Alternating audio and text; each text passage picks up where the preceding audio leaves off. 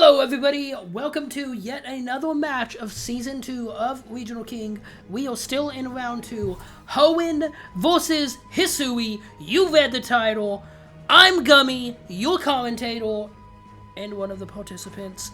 Plat begins throwing out his Hoenn squad of Plat and Ludicolo as Gummy throws out none other than Overquill and the dangerous bad boy, Sneasel.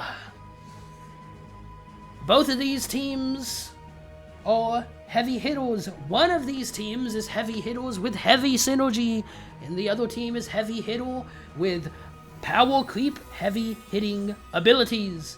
Terrestrialization is going to go into the Ludicolo spot as it is terrestrialized water for defensive capabilities, but most importantly, extra damage! I love saying extra damage. I do not know why. Terrestrialization is also going to go on Hisui's side of the field into Sneasel. Let's say it again for defensive capabilities, but also extra damage! Wide guard is going to prevent spread moves from hitting Hoenn's side of the field. Ball Barrage is going to go into the Plat spot, doing critical hit damage, taking it to half. Weather Ball, which is boosted by the rain and the terrestrialized water, is going to bring this Hisui and Sneasel, just Sneasel, down to its focus sash as Dial Claw is going to come out, and it's going to remove Plat from the field. A turn 1 trade-off of a lot of damage received by Hisui, but Plat the Menace has been taken out.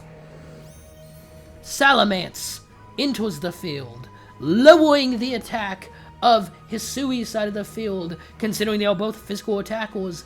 That is very good for Hoenn to do, and very bad for Hisui to receive. Rain is still up on the field, which can potentially help out Hisui, considering it gets stabbed on at least one move with Overquill. But nonetheless, it will also continue to help because for my senses, this Salamence might have Hurricane. Dial Claw is going to go out of the speedy Sneasel slot into the Salamence, and Salamence is going to go to sleep. I will quiet down to a maybe it is not woken up. Self-destruct! Almost takes out the Salamence, does more than decent chip into the Ludicolo as Overquill falls dead, and so does Sneasel, who was truthfully probably gonna fall dead on this turn anyway. 2 Pokemon have been lost on Hisui's side of the field. 1 Pokemon has been lost on Hoenn's side of the field, and this Salamence is completely noodled, barely any HP, and it is currently not struggling with sleep apnea because that boy is sleeping! As the Basculegion and Hisuian Goodra come out on the field. This Basculegion has the ability Swift Swim. It will move quite fast, most likely outspeeding the opposing Swift Swim Pokemon in Ludicolo. And as we know, Hisuian Goodra is a very bulky boy, and it has the ability to support. What will Gummy do, and will Hoenn be able to survive onslaughts of damage as it removes its Ludicolo from the field, replacing it with a non-controversial Pokemon in Breloom, who just immediately goes down! He's dead! He's gone! He's gone! He cannot survive! As Salamence goes ahead and wakes up and uses Hurricane, almost taking out the Basculegion and going ahead and confusing it as Goodra is going to heal the side of the field of Hisui, bringing Basculegion to have just a little tiny bit more survivability. This Pokemon called Ludicolo comes back out on the field. Also, A1 nickname, Booty Holo. We saw that in Season 1. It is one of the best nicknames of all time. Booty Holo, the Ludicolo. Booty Holo, the Ludicolo. Will Booty Holo, the Ludicolo, survive this torn, or will it be ripped apart? Fake Out is going to come out of Booty Holo into Goodra.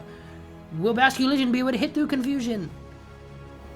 And it does, as it pays its last respects of its teammates into the Salamence spot, taking it out, as Hisui and Goodra has been flinched, so it can only regain a little bit of health. Hoenn really doesn't have anything it can do in this instant other than hope for this Basculegion to hit itself in Confusion and this Ludicolo to do a lot of damage. We will find out. Basculegion goes ahead, hits through Confusion, and pays its last respects of its fallen teammates into Booty Holo. Booty Holo is stretched out onto the field. Oh god, that was one of the worst, and I regret that I said that, but I did. Hoenn has unexpectedly taken a loss in this first match. Hoenn, as we saw in Season 1, is quite reputable. It has great synergy, and due to its synergy, it has a lot of power output. But we know Hisui just plainly has a lot of power output to begin with. Plus, it kind of synergizes with Hoenn.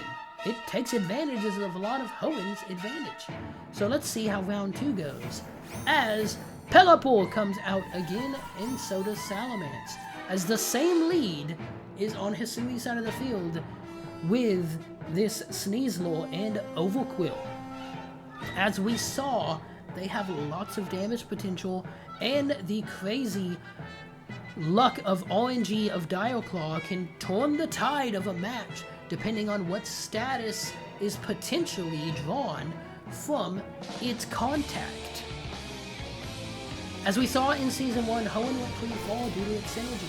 Ball Barrage is going to go into the Salamence slot, not doing a lot of damage. Dialclaw is also going to go into that slot, doing a bit more damage and no extra effect. Interesting. As this Sneaselaw hangs onto its Focus Sash and gets confused from the Hurricane from the Salamence, as Tailwind is going to make the Salamence and Pelipper quite some speedy boys.